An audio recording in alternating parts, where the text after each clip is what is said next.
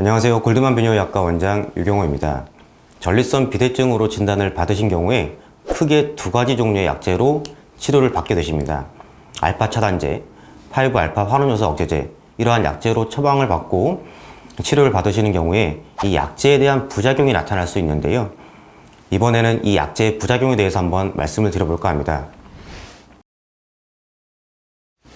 먼저 알파 차단제의 경우에는 드물지만 어지럽거나 피로감 또는 두통, 코막힘과 같은 증상이 나타날 수 있고 2%에서 한 5% 정도에서 누워있다가 일어나는 경우에 어지러운 이러한 기립성 저혈압과 같은 증상이 나타날 수도 있습니다. 특히 고혈압 약제를 복용하시는 경우에 조금 더 증상이 나타날 수도 있고 고혈압 진단을 받으시고 고혈압 약을 처방받으시는 경우에는 좀 더 주의가 필요할 수 있겠습니다. 그리고 알파 차단제를 복용하는 경우에 처방을 받으시고 내원하셔서 정액이 안 나와요, 정액의 양이 줄었어요, 이런 말씀을 하시는 경우가 있는데 실제 알파 차단제의 역할로 인해서 정액이 방광으로 역류를 해서 정액의 양이 줄어들거나 정액이 나오지 않는 증상이 나타날 수 있습니다. 이러한 역행성 사정과 같은 증상은 약을 끊으면 다시 돌아오게 되니 혹시 증상이 있더라도 큰 걱정은 안 하셔도 되시겠습니다.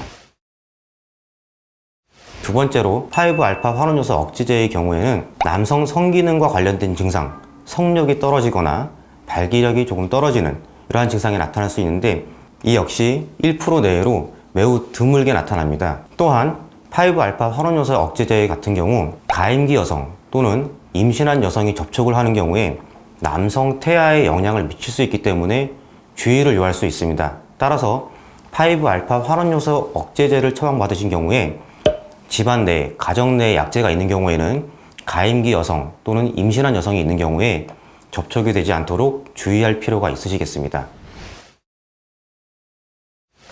앞서 말씀드린 이러한 두 가지 약제의 부작용의 경우에는 알파 차단제 내에서도 다른 성분으로 변경을 처방받거나 5-알파 환원요소 억제제의 경우에도 다른 성분으로 처방을 받는 경우에는 나타났던 부작용이 사라질 수는 있습니다.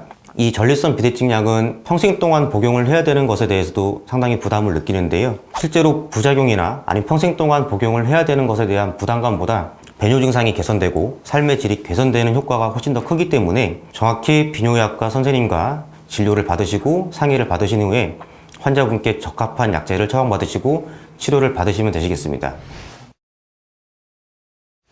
마지막으로 약제를 계속 복용하고 변경 처방을 받아도 부작용이 지속적으로 나타나고 사라지지 않는 경우에는 수술적 치료를 통해서도 전립선 비대증을 치료받으실 수 있습니다. 따라서 처방을 받으신 그리고 진료를 보신 비뇨기학과 전문의 선생님과 다시 한번 정확한 진단 그리고 상의 후에 적절한 치료 방법을 결정하시고 치료를 받으시면 되시겠습니다. 골드만TV 영상 도움되셨나요? 도움되셨다면 구독, 좋아요 부탁드리겠습니다.